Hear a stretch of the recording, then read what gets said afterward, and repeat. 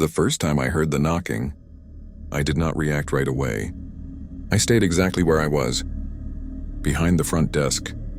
I remember thinking that night shifts do strange things to your head.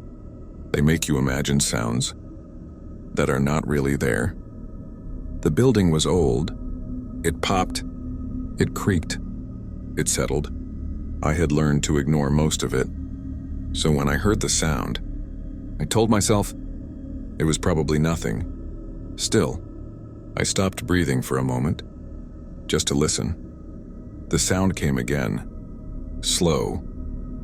Measured. Not rushed. Not panicked. 3 taps, each one spaced far enough apart that I could count them. I looked at the clock. More out of habit than fear, I always checked the time. Whenever something broke the silence, it said, 12:07 a.m. At the time, that number did not mean anything. It was just another quiet moment in a long overnight shift. I had seen worse times. I had seen slower nights. I did not know then that I would remember that exact minute for the rest of my life. The knocking stopped. The silence that followed felt heavier than the sound itself. I waited, expecting it to start again. It did. 3 more knocks. And that was when the thought slipped into my mind. The thought I did not want. Room 306 was empty. I worked the night shift at a small roadside motel off an old American highway most people did not use anymore. The kind of place you stopped at because you were too tired to keep driving, or because you did not want to be noticed. The motel had 3 floors, with doors that opened directly to the outside. No elevators. No hall music. No cameras inside the rooms. Just long walkways and yellow lights that never fully stopped flickering. My shift started at 11 every night. Once the evening clerk left, I was alone. No coworkers. No manager. Just me and the building. By midnight, the outside world usually disappeared. Traffic slowed to nothing. The highway went quiet. Sometimes I would go an hour without seeing another car. The silence felt thick, like it pressed in from every direction. I took the job because I thought quiet would be easy. I thought it meant nothing happening.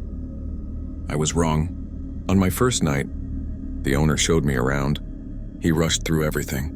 Where the keys were, how to check people in, how to reset the breaker.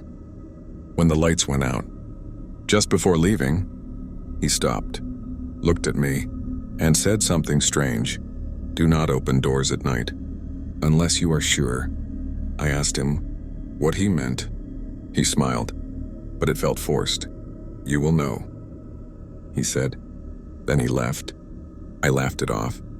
At the time, it sounded like a joke. That night started normally.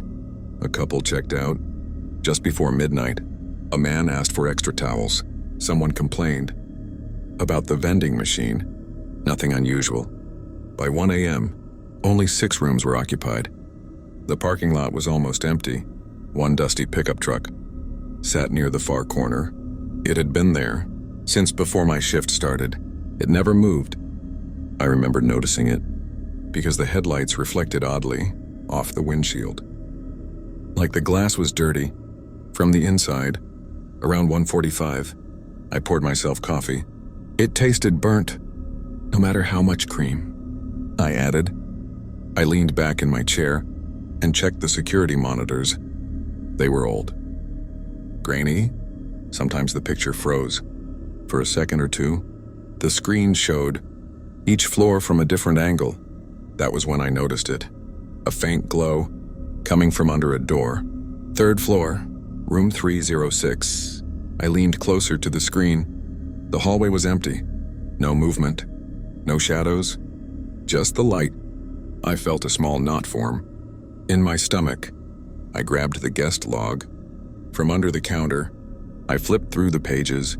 Room 306. Vacant. It had been vacant for weeks.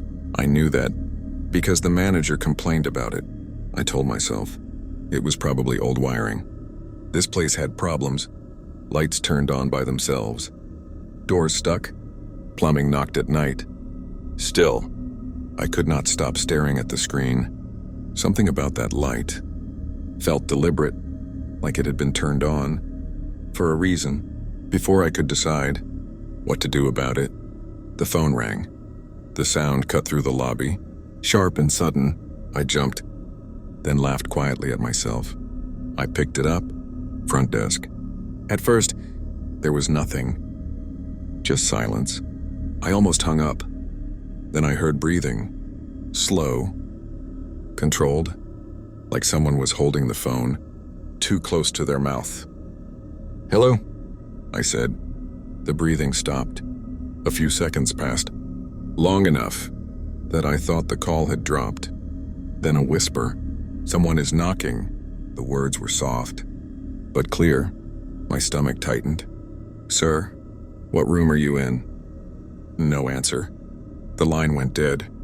I stared at the phone, waiting for it to ring again. It did not. The lobby felt different now. Smaller. Quieter. Then I heard it. 3 knocks. From upstairs. I looked back at the monitors. Room 306. The light was brighter now.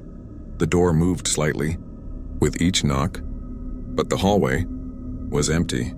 There was no one there. No shape. No shadow. Nothing. I told myself. Someone had to be standing. Just out of frame. Maybe leaning against the wall. Playing a prank. I did not really believe that, but it was the only explanation that made sense. I grabbed the master key and a flashlight. My hand was shaking. I locked the front desk and stepped outside.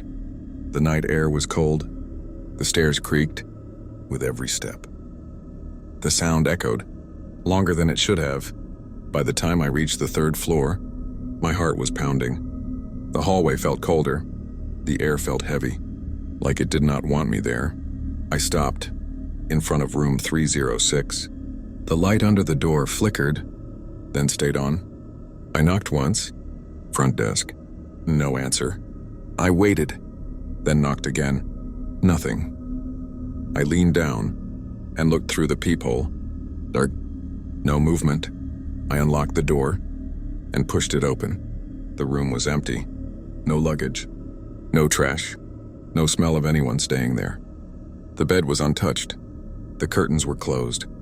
Everything looked exactly the way it had the last time housekeeping cleaned it, except for one thing. The bathroom light was on. I stepped inside slowly. The bathroom was empty too. No wet towels. No signs of use. I turned the light off and stood there for a moment, listening. I felt stupid. I told myself this was nothing, that I was tired. That night shifts mess with your head. I turned to leave. That was when I heard it. Knock, knock, knock. Behind me. I froze. The sound came from the door. I had not closed it. I turned around. The door was shut. The knocking came again, harder this time. The sound felt wrong, like it was coming from inside the door, not outside it. My heart started racing. I backed away. My hands were shaking. I grabbed the handle and pulled it open. The hallway was empty, but now, the light under room 305 was on. I stared at it. 3 knocks from that door. Slow. Careful. Just like before. I did not wait. I ran down the stairs. My footsteps echoed through the building. I reached the lobby, locked the door, and sat behind the desk, trying to slow my breathing. I watched the monitors. One by one, lights turned on. Room 305, room 304, room 303. Each time, the same pattern. Light, silence, 3 knocks. It felt like something was moving closer, room by room. At 3:06 a.m., the phone rang again. I stared at it. My hand hovered over the receiver. I did not want to answer. I answered anyway. The breathing was back. You opened it, the voice whispered. What do you want? I asked. My voice sounded smaller than I expected. A long pause. Someone answered once. The monitors flickered. Room 306.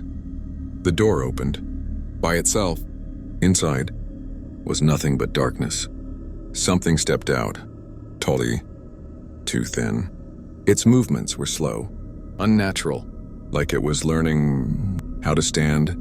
It turned toward the camera. Toward me. Then the screens went black. I do not remember how the night ended. I do not remember seeing the sun come up. The morning clerk found me, sitting behind the desk, lights on, shaking. I could not explain what had happened. I quit that day. I did not go back. Weeks later, curiosity got the better of me.